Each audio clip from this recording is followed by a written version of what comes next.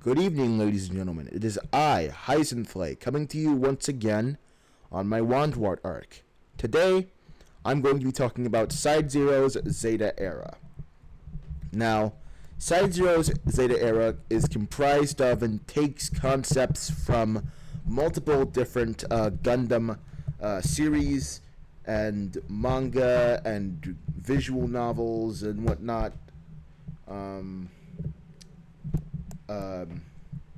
and those different Gundam properties would include Gundam UC-0081 Battlefield Record, Gundam 0083 Stardust Memory, Gundam 0083 Stardust Memory Rebellion, Gundam École du Ciel, Mobile Suit Gundam Advance of Zeta Flag of the Titans, Mobile Suit Gundam Advance of Zeta the Traitor to Destiny, Mobile Suit Gundam Another Zeta Gundam Story, Mobile Suit Gundam Advance of Zeta the Mace of Judgment, Mobile Suit Gundam Advance of Zeta the Blue Wings of the Aeug, Mobile Suit Zeta Gundam, Mobile Suit Zeta Gundam Define,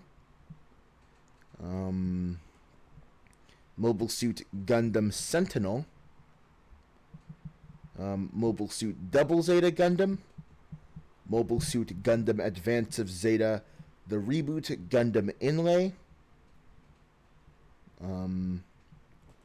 Mobile Suit Gundam Char's Counterattack, Mobile Suit Gundam Unicorn The Truth of the EFF, Mobile Suit Gundam Unicorn Band Destiny, and Mobile Suit Gundam Unicorn Re 0096.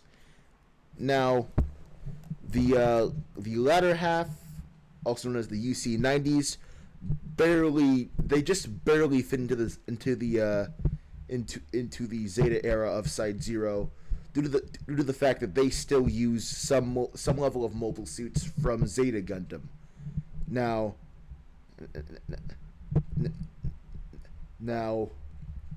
within the Side-0 universe, the Zeta Era spans from the early, from the late 1300s, as in 1380 to 1390, to the late 1900s, as in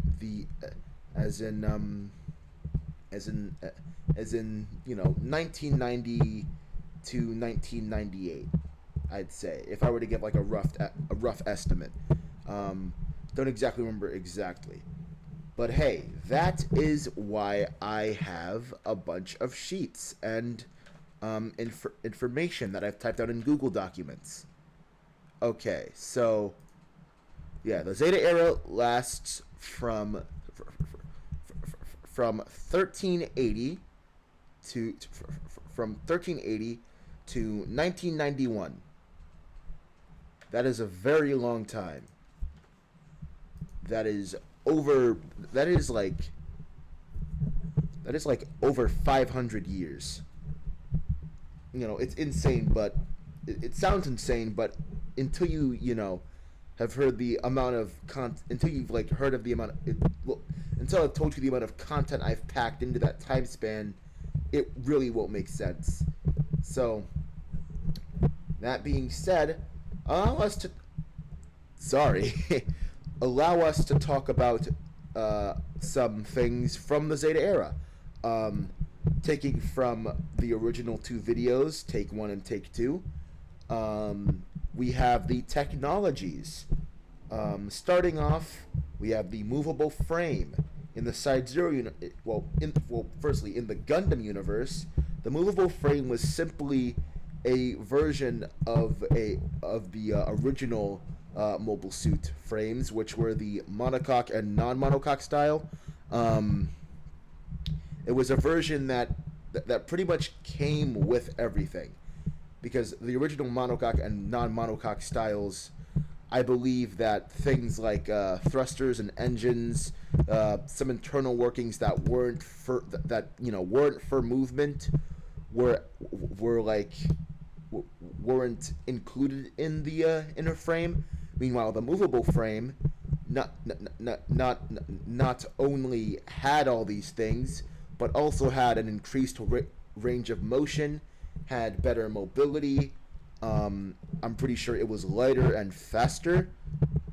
And within the Side-0 universe, it's very similar, except not as mech-y. Because if you don't remember, mobile suits within the Side-0 universe are more akin to androids or cyborgs. They are relatively human-sized, with a maximum non-mobile armor size of about 14 feet. That is if we don't count the Hainu Gundam, which within the Side-0 universe is a very, very impressive 17 feet tall. But that's kind of escaping from Zeta Era into late UC era.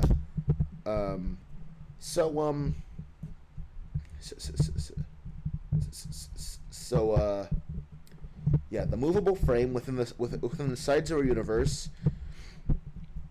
Not only was it lighter, made of sturdier materials, and of course, had everything it needed without having to add on anything in post. It also had a lot more organic components, allowing a lot more organs to be included into the frame, a lot more bone structure. It allowed for more use of muscle tendons and whatnot, which may sound strange to you. Don't you want your battle androids to be not made of organic components? Which I would kind of agree, yeah, but at this time there were a lot more people who were desperate to prove that mobile suits were people, and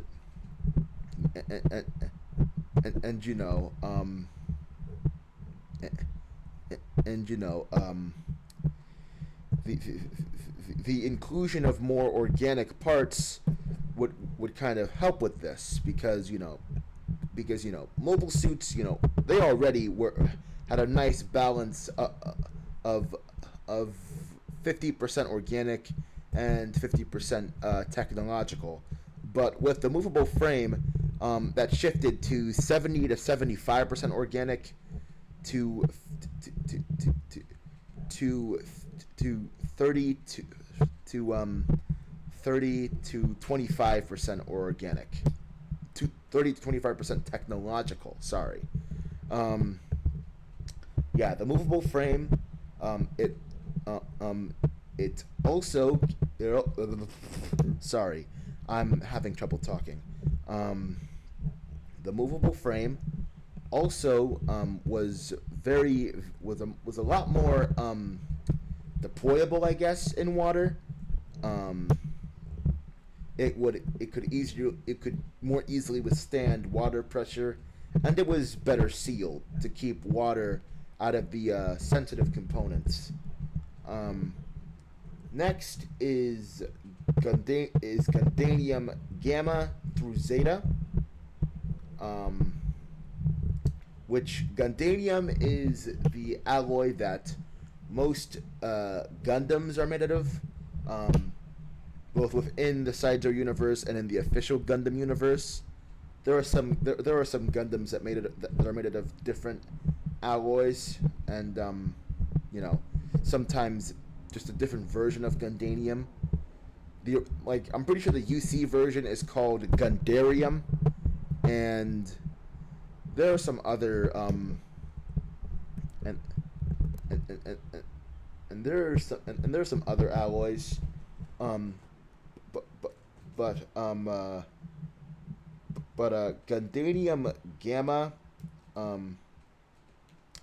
is basically the version of Gundanium that was meant to have a lot more resistance to physical weapons, because while Because while Gundanium Alpha through whatever comes before Gamma was fine on its own and resisted and resisted beam weapons perfectly, physical weapons and chemical weaponry were still a problem that Gundanium made mobile suits faced. So Gundanium Gamma was made to have resistance to a lot more. So yeah, it was made to kind of be a bit more generally resistant. So subsequent variants kind of lean more towards resistance to physical and chemical weapons, kind of abandoning what the original creator of Gundanium wanted to fix with Gundanium alloy, which was the overpoweredness of beam weaponry during the early mobile suit eras. Then there's Gundanium Zeta, which is the most notable one. Gundanium Zeta is essentially living metal tissue. It works and acts just like living tissue, except it doesn't really decay and it doesn't really rust either. It melts and bubbles when under heat. I guess living human tissue does that as well, but in a different way.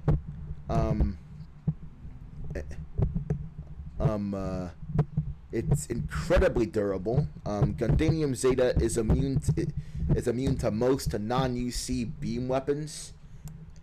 Well, actually, yeah, pretty much every non-UC beam weapon.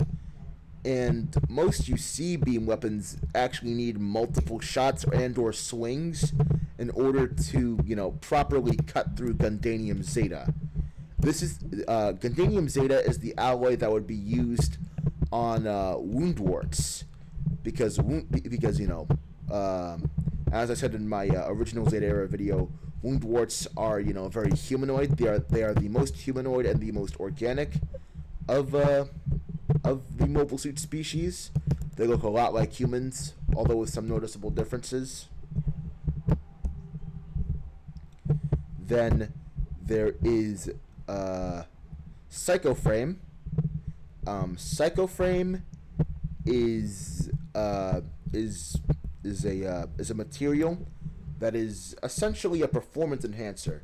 It is used to enhance the performance of new type mobile suits and to enhance their powers and whatnot. Most of the time, it is built into their frames, and once again, coming back to the wound warts are full Psychoframe mobile suits, unlike the unicorns. Within the Side-0's universe, the Unicorn Gundams aren't full Psychoframe. Instead, they're more of what I guess I could call full Psycho armor. The Psychoframe is basically an inner lining between the armor and the inner frames. So they're not full Psychoframe within the Side-0 universe. So Psychoframe is Psychoframe, it was used heavily in mobile suits from Advance of Zeta and Gundam Sentinel. The XS Gundam had a lot of Psychoframe that was grouped up in parts where there were transformation mechanisms. Because Psychoframe had near magical capabilities, it would aid in the smoothness of the transformation, and also strengthen the mechanisms that were delicate due to the amount of parts that they were made out of. As well as that, Psychoframe would often be used in conjunction with the movable frame and magnet coating, most famously in, well, once again, wound warts. Wound warts made use of an advanced version of the movable frame, Psychomu, and of course magnet coating, which gave them unparalleled mobility and performance, making Woundwarts effectively the strongest and most powerful mobile suits in the UC. Therefore, within the Side-0 universe, they are the most powerful, and they are the most powerful and highest performing mobile suits. Um,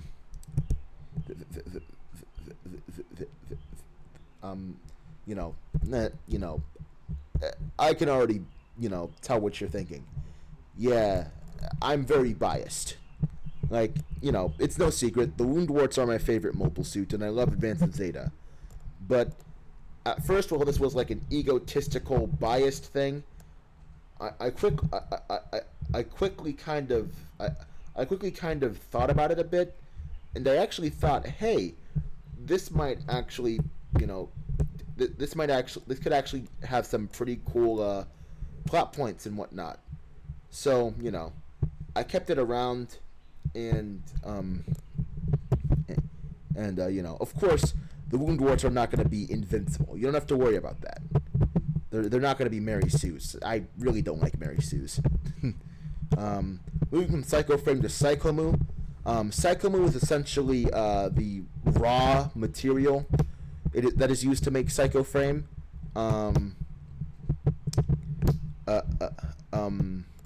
It is mostly liquid. Sometimes it is in a gas form. Psychomu is rarely solid. So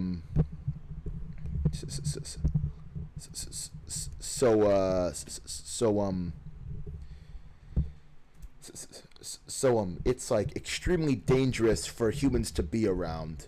Humans would could easily be killed by psychoframe inhalation or psychomu inhalation or psychomu ingestion. It can be very corrosive when ingested. So bottom line is don't. Then there is the Psychomu system, which is basically just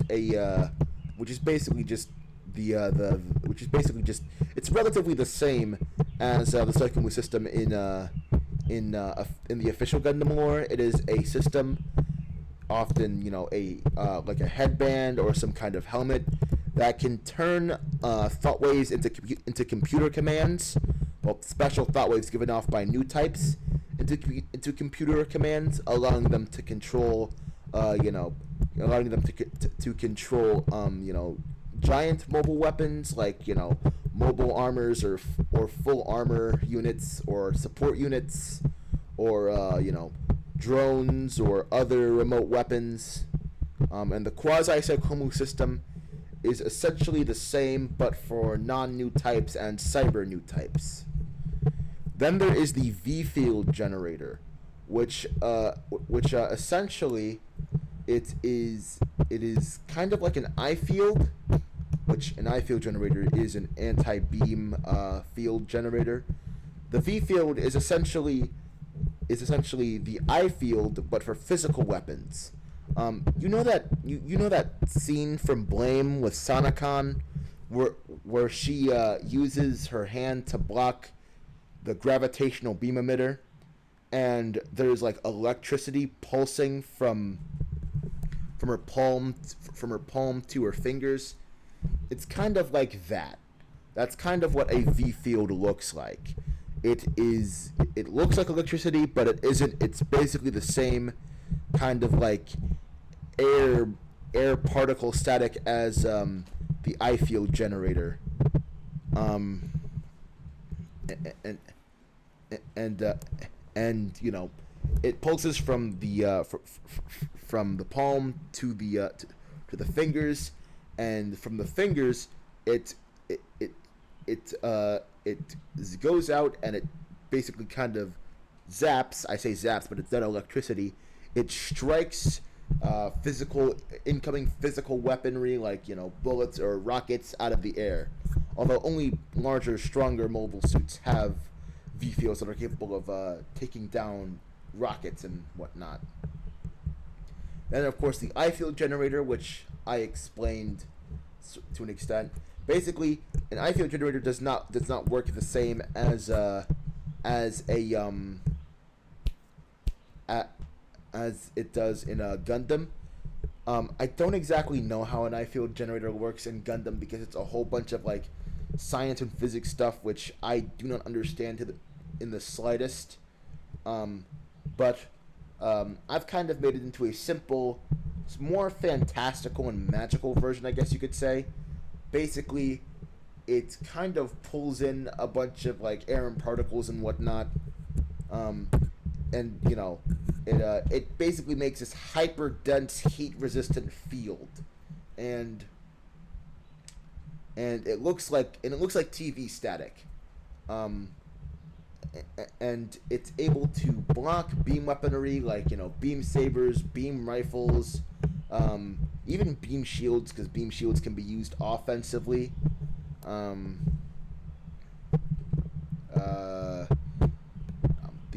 Yeah, I fields are incredibly heat resistant, but will require proper venting, unlike a V field. Yeah, so that's why they are only on. So that's why I fields are usually on larger mobile suits, like the XS Gundam or the Double Zeta or the Unicorns, or they're on highly advanced mobile suits like the Woundwarts or the Hazels. Yeah. Then there is the Assault Armor and the Primal Armor, which are basically the same, except Assault Armor is it came first and it's a lot less advanced. It works, it works, I guess, about the same as it would in Armored Core, which is where Assault and Primal Armor comes from. It pulls in Kojima particles, and it condenses them around the machine. Well, not the machine. Around the next in question, and forms a bit of a shield. Yeah. I don't exactly know how Primal Armor and Assault Armor work officially, but that's how it works within Side-0. It is equipment that is usually stored on Nexts and is incompatible with most mobile suits, although Woundwarts have been able to integrate Assault Armor, not Primal Armor, because Primal Armor is a lot more advanced and a lot more confusing to integrate. Although it is easy for Woundwarts to emulate, because, emulation is a Woundwarts whole thing. Then there's the Kojima Ultra Compact Fusion Reactor, which is basically the reactor that powers all Nexts. Essentially, it is a almost direct ripoff of the TR6 Woundwarts Minovsky Ultra Compact Fusion Reactor. But because it's a Kojima reactor, it doesn't need to be as big because Kojima reactors are a lot more powerful and can supply a lot more power without being as big. And they give off significantly less heat. Therefore, making them small wouldn't really be a problem. Then there is the Psychomu engine, which is the engine that is used to power a Psychomu thruster. Now Psychomu thrusters are a piece of technology that is almost exclusive to the Woundwort and parts that are used in Woundwarts. Now, what makes a Psychomu thruster special is the fact that it can generate thrust and lift no matter what direction it is pointed in. If the thruster is pointed down, it can still push you downwards to the left or to the right.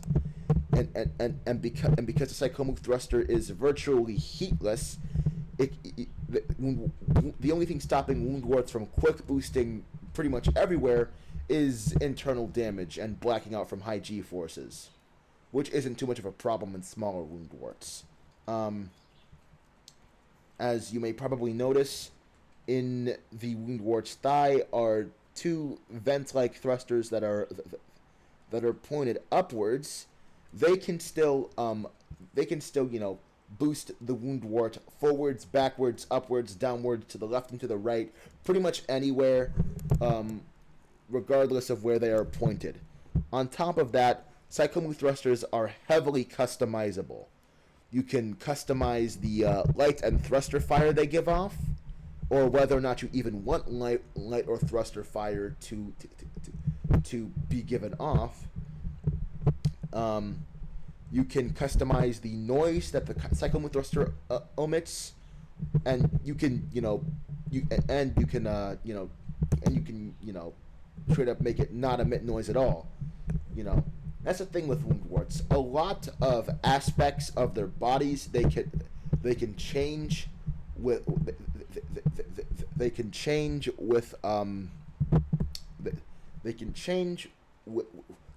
things like sliders and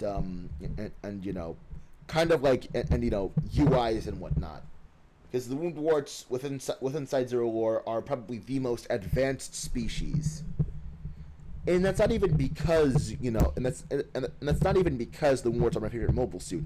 I just genuinely get a very advanced vibe from the wound wart from the wound wart as a mobile suit. It just kind of, looks very advanced, I mean, there's something about just like the peg legs and, just the look, how round shapes perfectly kind of blend into these, more angular kind of areas, and how the angular areas use rectangles and like polyhedrons to kind of make rounder surfaces. There's just something about this that seems advanced. Therefore, I had wound warts be the most advanced species, and also because it gives me an excuse to it gives me an excuse to it doesn't give me an excuse. It doesn't give me an excuse. It kind of justifies, the bunny system and the tracer R, trans R. I want to go with tracer R, the tracer R system. Now I don't have these two written down, but they are things that are part of the wound wart, officially, within Mobile Suit Gundam. The official Mobile Suit Gundam wiki has some light information on the bunnies and tracer R system. But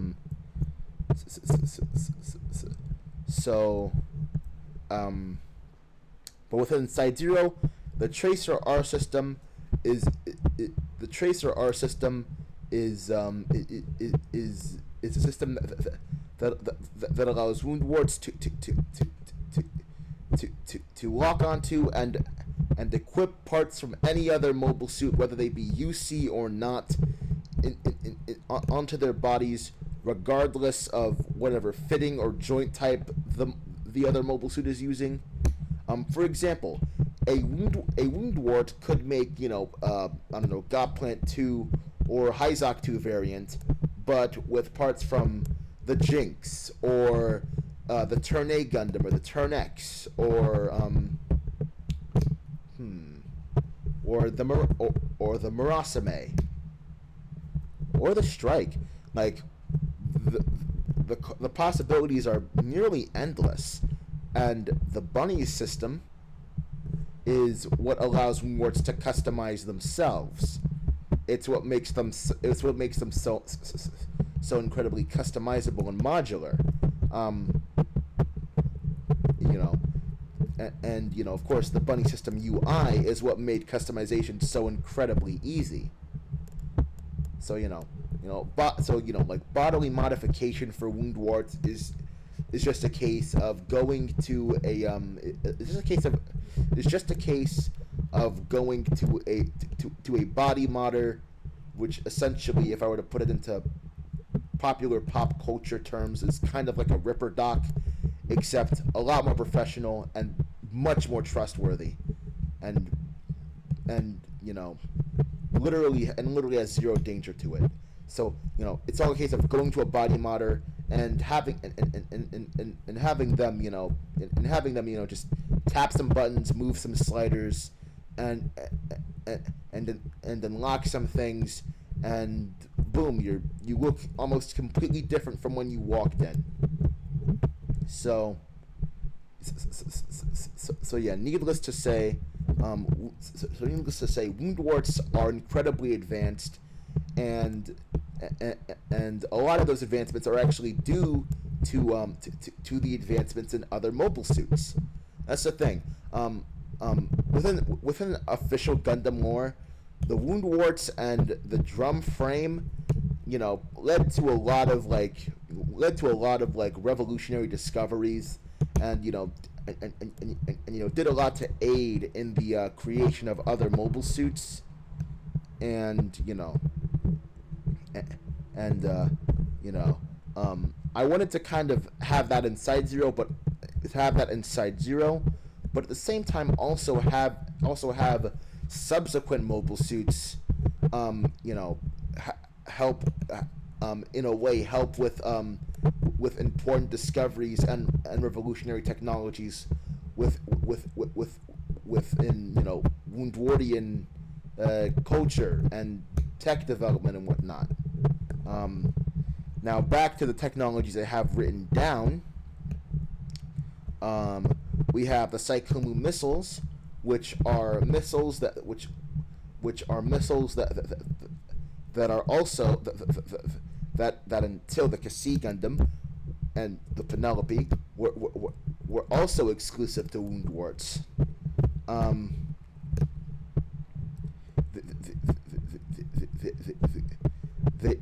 The way Psycho missiles work in Side-0 is basically they are launched out from the main body, they hang in the air, and then they're able to be freely controlled. So they act in a way similar to funnels and/or bugs. They have swarming capabilities, and instead of a normal explosion,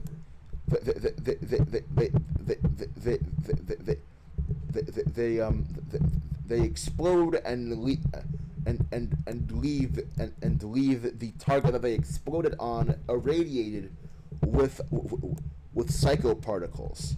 So not the area, mind you, but the target, whether that be another mobile suit or a box of tissues or something. It literally only encases and irradiates the specific target and not a mass radius. So that's the technologies. And now we are moving on to factions. Now, the factions of the Zeta era. This is kind of this is only kind of an order.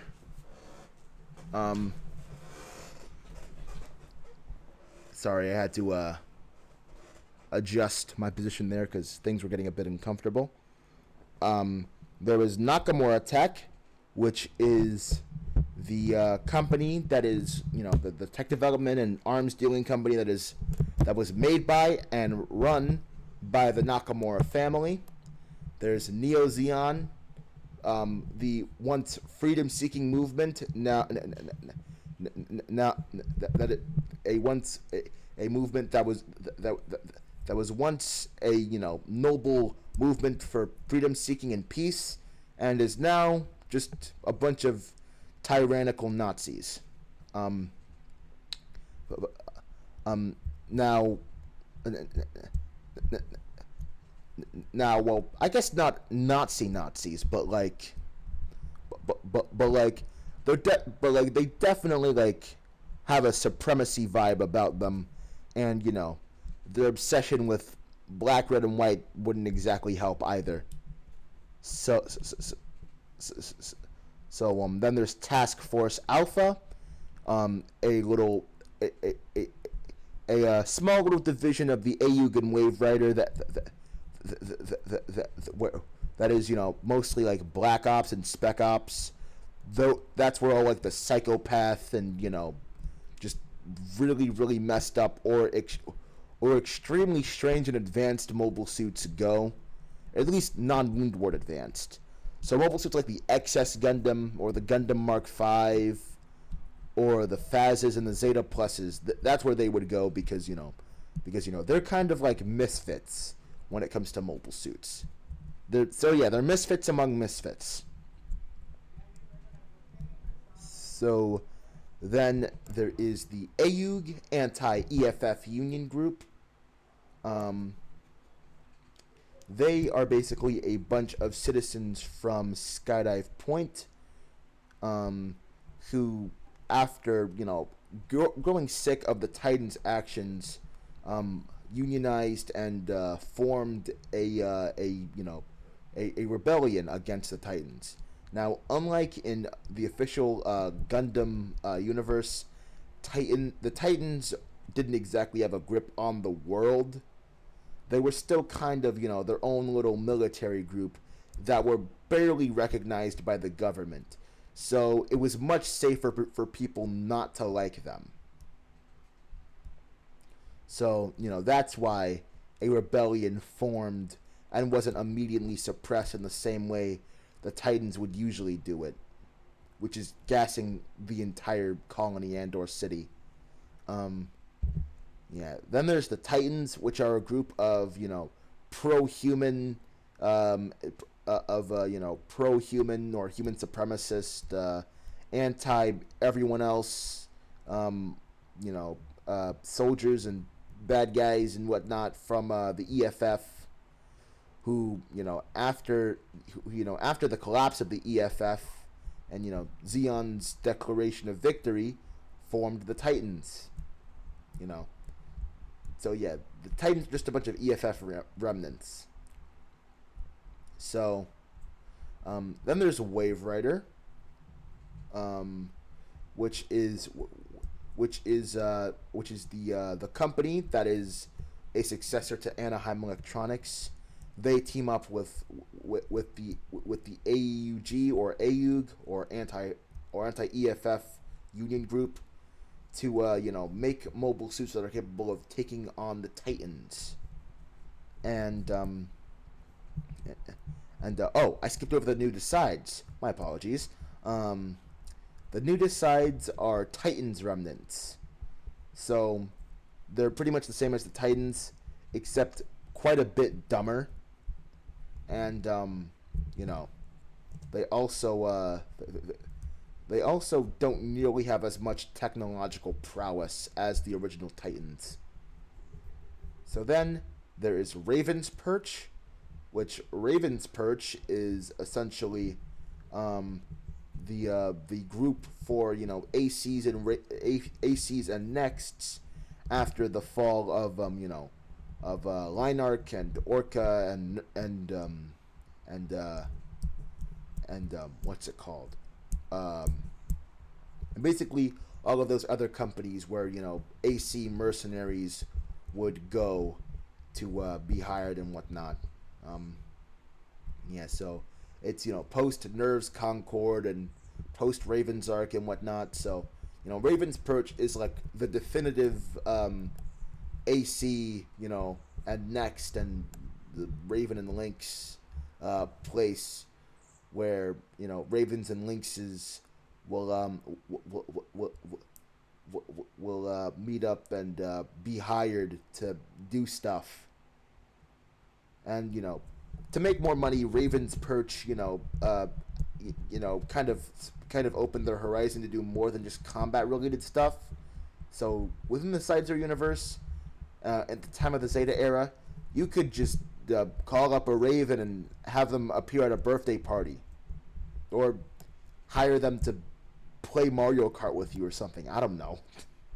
Um, then there is Gary's Gentleman's Club, which Gary's Gentleman's Club is a thing that my brother made.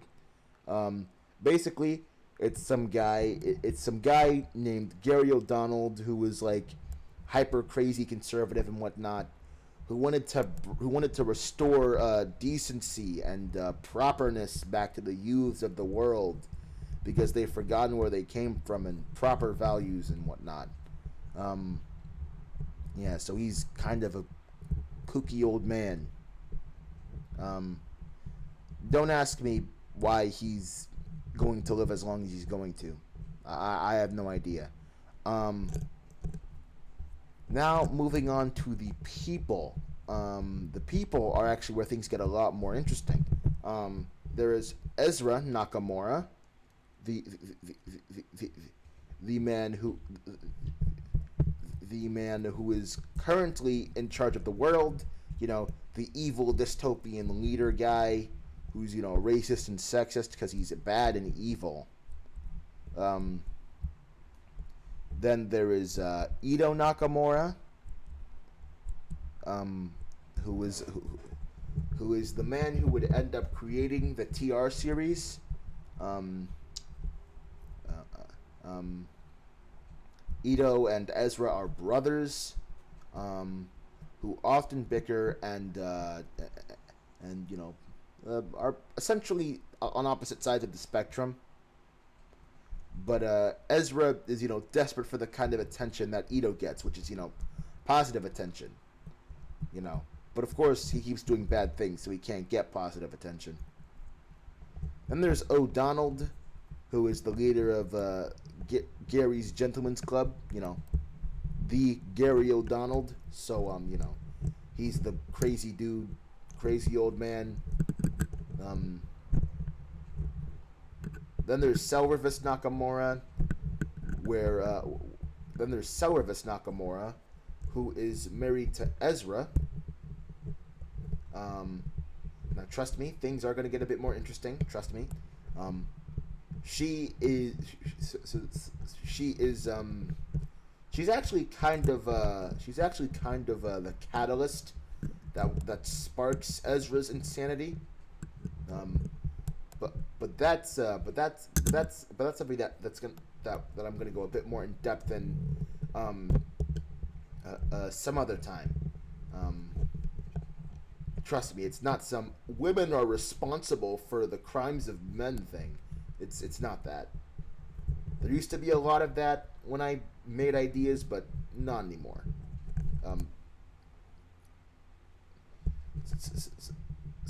So then there's Wundwardia, who is Ito's wife. She is you know, she's very supportive of Ito, and she helped Ito with the TR series. Now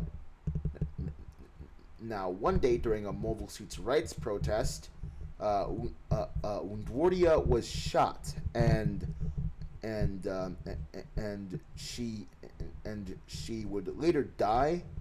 And Ito, in Wundwardia's honor, would name the TR6's Woundwarts, and the TR6's the TR6 Woundwarts would go on to make a religion surrounding Wundwardia, essentially crowning her as their fallen goddess.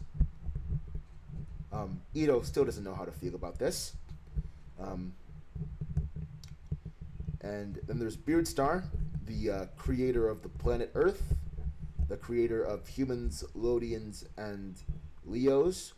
Which, if you don't know what a Leo is essentially a human with Lodian-style abilities. So think Superman, or, you know, so think like, well, not Superman. Think Mark from Invincible. You know, kind of like that. Humans who have abilities, essentially superheroes, supers, metahumans, and whatnot. You know, they're born on Earth. They're humans, but they have powers. so they're called Leos. Um, yeah. So Beardstar, he's still pretty lazy, just like in earlier generations of Beardstar, as we discussed in my Loda Generations video. Um, yeah, so Beardstar, still pretty lazy, but unlike other iterations, there's a reason for that laziness. It is because he's been beaten down by life. His best friend, someone who he thought was his best friend, which was Ezra. He thought Ezra was his best friend, but Ezra, being Ezra, stabbed him in the back, and gave him a bunch of bad publicity, and Beardstar never bounced back. So he's lazy, and he sits on his couch and drinks orange juice, and he just kind of rots away. And there's On Fang, the first AC. On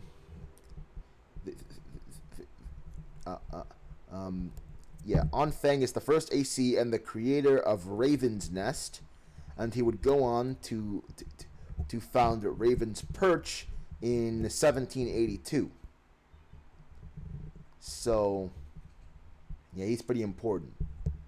Then there's White Glint, who would actually kind of get Raven's Perch off the ground alongside On Fang, and he would actually be a pretty serious contender with the Task Force Alpha for number one fight, not number one fighting force, but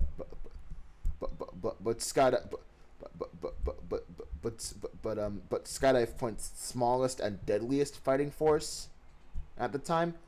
Of course, no one won because both groups ended up biting the dust before anyone could be crowned the deadliest, smallest group. By bit the dust, I didn't mean everyone died, but by bit the dust, I mean like the groups kind of just dissolved and faded away. Then there's Aiden Varsarzio, who is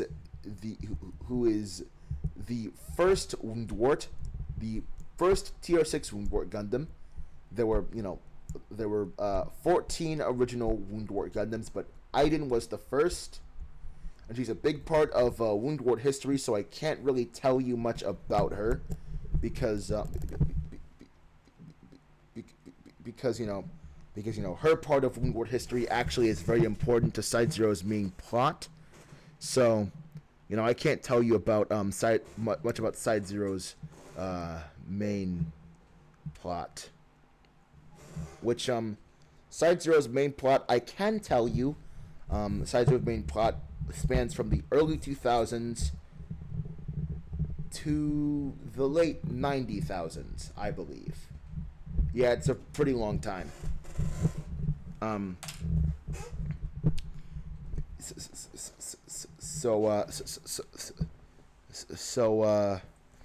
Now into important events. The Griffios War, which would be the war between the Aeug and the Titans, subsequently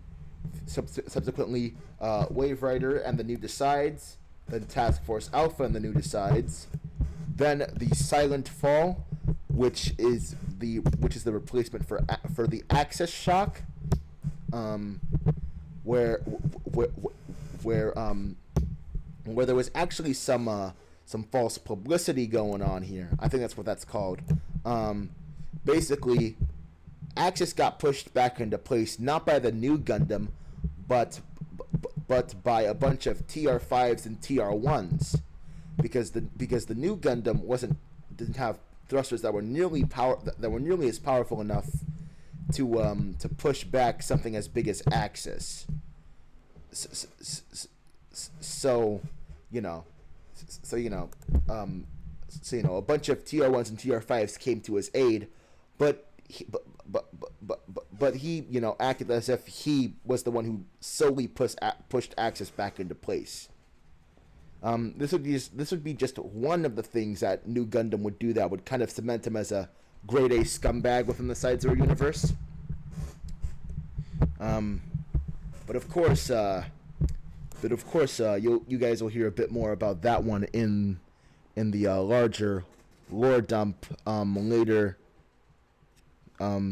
this month. My mask is off center. And there's Woundwardia's death, which once again I explained that. She died, which is what led to the Woundwarts getting their names. Then there's Ezra's election, which is what, Ezra's election is basically what led him to get complete and total power over the world. Can't really go much too in depth about that because once again, Ezra's reign over the world is very important to Side-0's main plot. Places, there's Skydive Point, pretty much where most of Side-0 will take place. There is America, well, I guess also where most of Side-0 will take place. There's the moon, there's Mars, and there's Odessa, which is a sand planet that's right behind Mars, and is borderline combining with Mars. So that is it for for things in the Zeta Era. There's a lot more that I can explore when it comes to Side-0. Things that I haven't told you yet that aren't too important to Side-0's main plot, but I'll have to write them down. Meanwhile, I will try my best to get better at stuff concerning content creation. My content can only like improve at this point, because I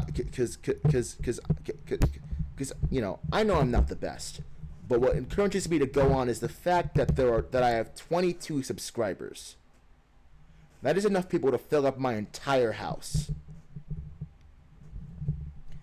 Like, that is enough to have more than two people in every single room of my house.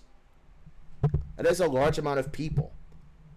Like, that is more people than I know in my immediate family. So that's what keeps me going. The fact that I